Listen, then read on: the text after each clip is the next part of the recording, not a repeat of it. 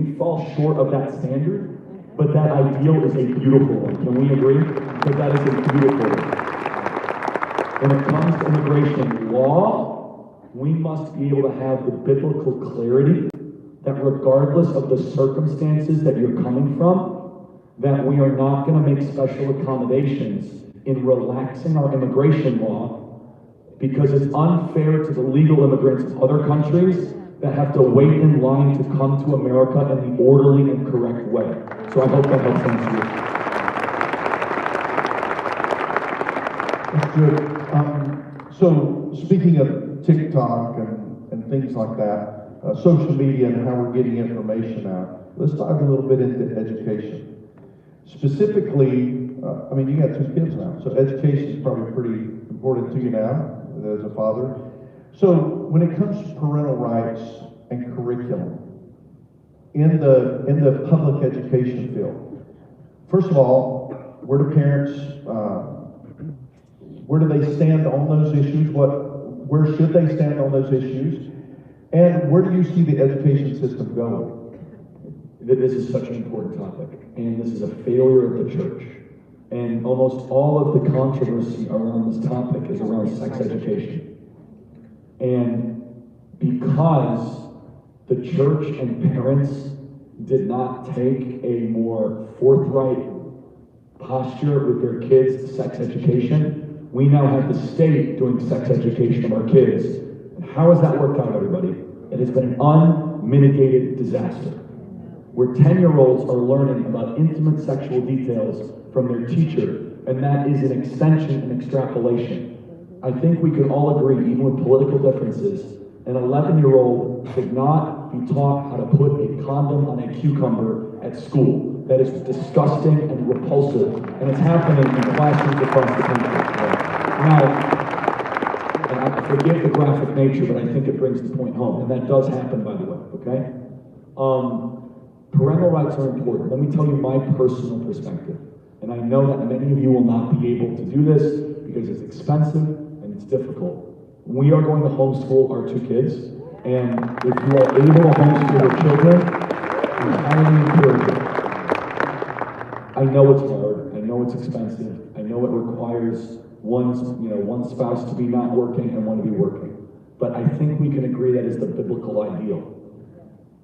At Turning Point Academy, we have dozens of schools across the country that is making homeschooling more affordable and easier through churches, where 1 day a week parents can bring their kids into what we call a 5C school. They can get educated from teachers on that 1 day, and the other 4 days the parents are helping shepherd the kids through what they learned on that 1 day. I think it is called the hybrid model, and I think more churches need to open up their doors to assist homeschooling parents and make it easier for them. And I know you guys at Christian Life Academy that does a really great job, right? But let me just say one final thing. The public education system that is currently teaching this nonsense and this garbage in the most graphic and obscene ways, it's easy to complain about that. It's harder to get down to root causes. And all of this is a manifestation of the church and Christians no longer being in the public square.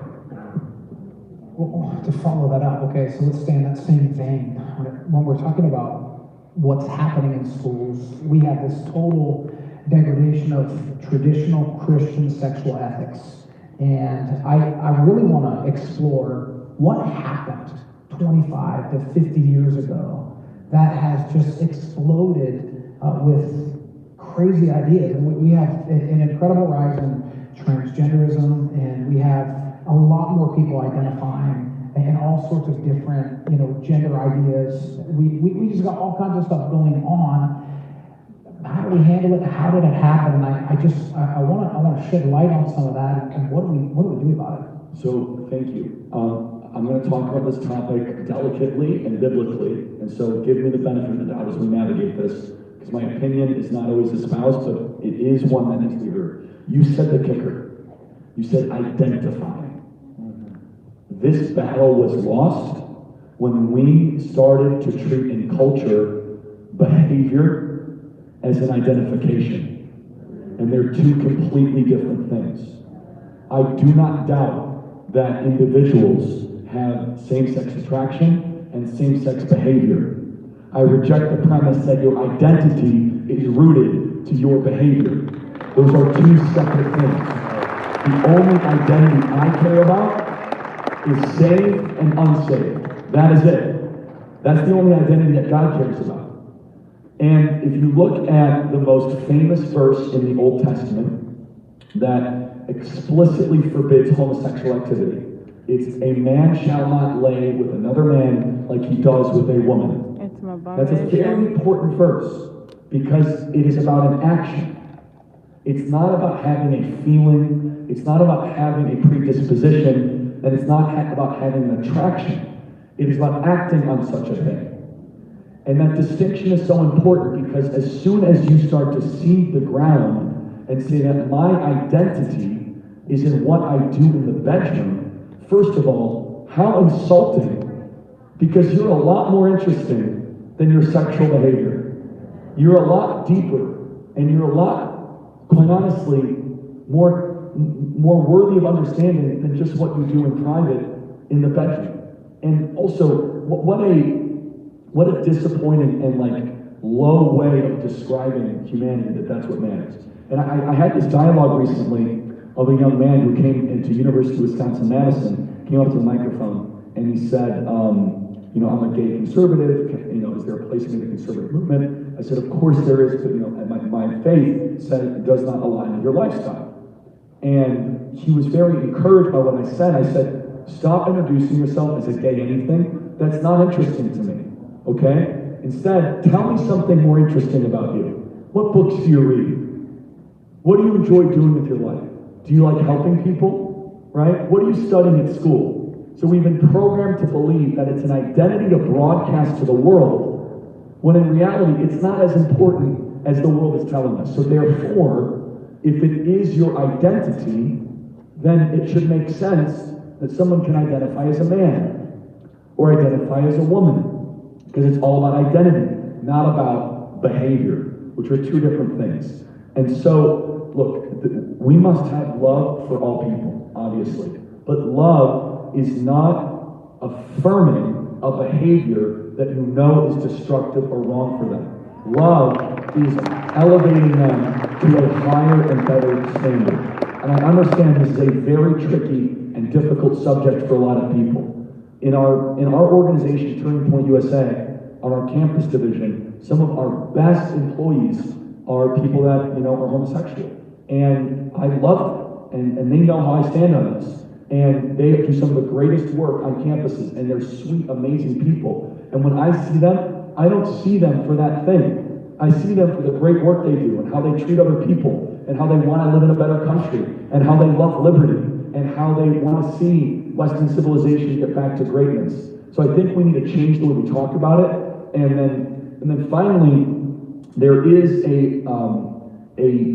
on the trans thing in particular, which I think is very important to talk about, because it involves children even more than the homosexual issue, is that there is a through line here that is worthy of going through, which is, first, again, I believe, and I imagine you guys do, the Bible says marriage is one man, one woman, right? Biblical marriage. And this happens so quickly. We were told at first that we must tolerate people with different lifestyles. And all of us were okay with that, right? No problem. But then we were told that we must not just tolerate it, but we must celebrate it. Okay, that's a little bit too far, right? And then we were told that we must participate in it. And so it's this sequencing that goes from, I thought it was all just about tolerance to now about something completely different. Yeah. I want to follow up on this, because I think this is a hot topic right now. Do you think where we're seeing an increase in these communities, whether it's gay, lesbian, transgender, do you think it is more of a social contagion? So on the lesbian gay issue, I don't know. On the transgender issue, 100%, it is not even a question of social contagion. That is a scientific hill I would run. But the lesbian gay issue, I don't know. And the reason is that we have biblical evidence of a law that forbids homosexual activity. Obviously, it has existed for a long time, right? So if the people of Israel had to have a law forbidding that activity, it's not a new phenomenon. Having hundreds of kids in the same school district all of a sudden think that they're boys when they're girls, not normal, totally social contagion. I could talk at length about the trans issue, and let me just kind of go through this. As Christians, we believe God created man and God created woman. Period. End of story. There is no in between. Secondly, the trans issue is built, when it comes to children, primarily on puberty anxiety of young girls. 75% of trans youth under the age of 18 are girls that have other underlying, undiagnosed, unaddressed issues, such as bipolar, schizophrenia, depression, anxiety, and almost always, they have puberty anxiety. If I picked 10 random women in this audience, and I asked them, was there a time when you were growing up that you did not feel comfortable in your own body? Almost every woman would say, yes, yes, yes. Aren't we glad we did not chop off your breasts when you were 13 years old and you felt that way? Aren't you glad we did not engage in irreversible damage? And so, you do not have a 1,300% increase in anything if there is not an environmental external cause to have that effect. That is true of all things, okay? That is true with air pollution. That is true with congestion. For example, you guys try to get down to Lincoln Financial Field, and all of a sudden there's a lot of traffic. Cause Eagles game, affect traffic, right? 1,000% increase in traffic. Why is that Eagles game? Got it. 1,300% increase in young kids saying they're trans.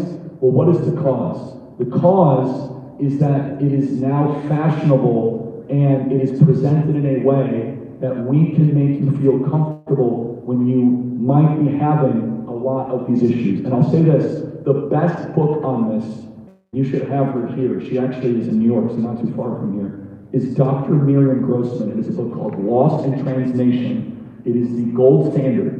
And unlike all these other, people that are in this space, Dr. Miriam Grossman is actually a physician, not just a doctor of psychology. And that is a very big difference. She actually treats the kids in a clinical setting that are dealing with gender dysphoria. So with it is traditionally called gender dysphoria. The way we used to treat it, and we treated it successfully, is called watchful waiting. 14-year-old girl thinks she's a boy. We're going to just watch her for a year to see if she outgrows it. Said differently, we're giving puberty blockers to stop puberty right now for kids. Puberty is not the problem. Puberty is the solution to a lot of these problems. We're doing the exact opposite thing that we should be doing for these kids. Where God built into our system a way that you can actually grow through it. And I think it is medieval butchery that we have thousands of these kids that are going under the knife, being told a false promise, and that these doctors are making hundreds of millions of dollars tearing apart these kids, making them look to be something that they are not. It is a war against our kids in a way that we've never seen before, and the church needs to stand up declaratively and say that we will pass a federal law banning gender-affirming care of our children in this nation. Period.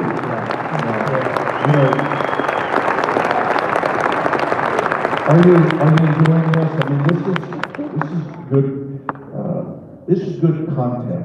You're doing a great, by the way. The voice is here. It's not gone. Yeah. So let's go back into religious freedom for a minute. Do you, when you in your travel, and we saw this during COVID. You mentioned this a while ago, that everything was open, but the church had shut down. Now you go to Lowe's and buy a plant.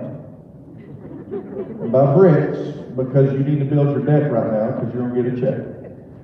But the church has shut down. So where do you see the religious freedoms going if the church doesn't stand up? Yeah, and this is a very important point. So let me dive into that deeper. We have been told that there is separation between church and state. I'm not going to get too deep into that unless you want to. That is not what the First Amendment says.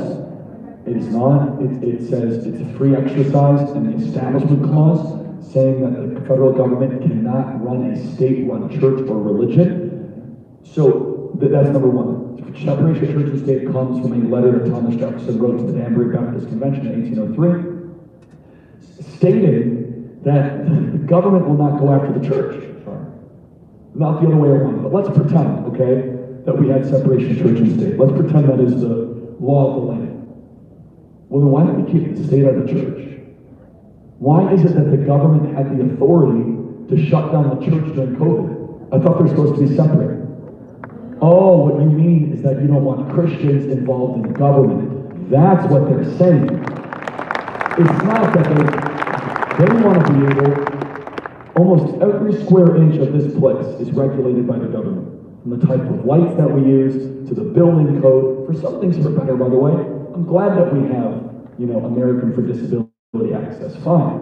But the health director coming in to take Easter from us? No.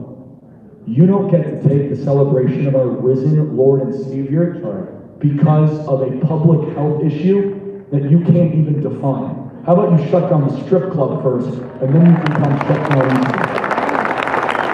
And so, understand that religious freedom is a one-way street, and it's only religious freedom for the secular left right now, not religious freedom for Christians. Now, let me tell you some cultural examples right now. If in an HR department of Goldman Sachs, if someone came wearing a shirt that said that Jesus is my Lord, and on the back had a bunch of Bible verses, one of which that said, marriage is between one man and one woman.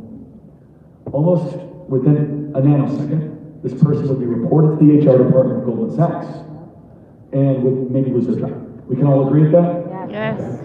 However, if the Christian who minds his own business goes to the HR department and says, I'm not comfortable with all the LGBTQ flags around, does the Christian at Goldman Sachs get his wishes on it? Of course not. It's interesting how that works, right? And so they expect the Christian to be tolerant of things against their religion, but there's no expectation of the secular American to be tolerant of Christianity. And so when it comes from religious liberty and freedom from a practical standpoint, and I know that we're dancing around this, but I have to say this because it's factual. The Vice President of the United States, Kamala Harris, is a fan of a bill in Congress called the Equality Act. It sounds great, it's a disaster.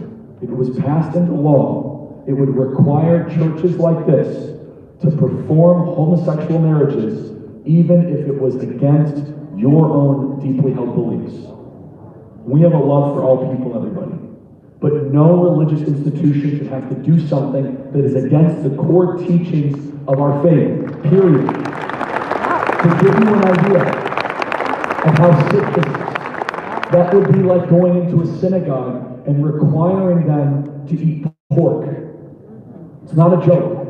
We have these teachings for a reason. And so that piece of legislation is marching through. And so religious liberty and religious freedom is incredibly important, and it is the bedrock of our nation. And we as Christians have said for a while, leave us alone. We'll be pretty happy, right?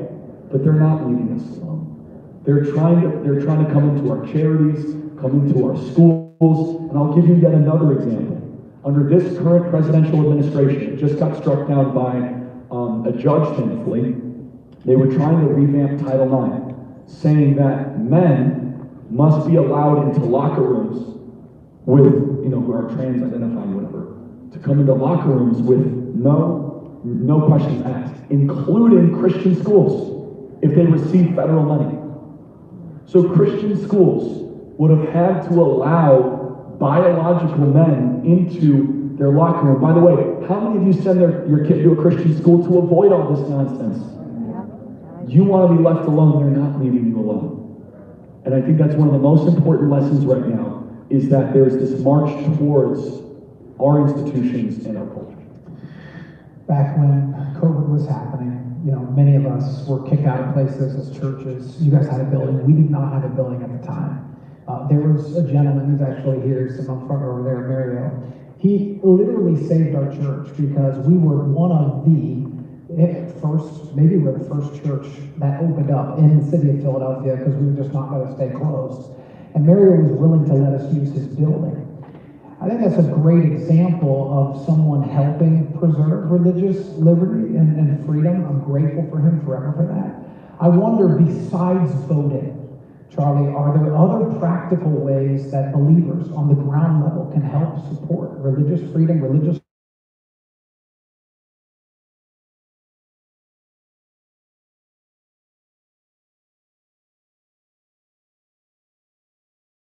call, but I want to be respectful of that.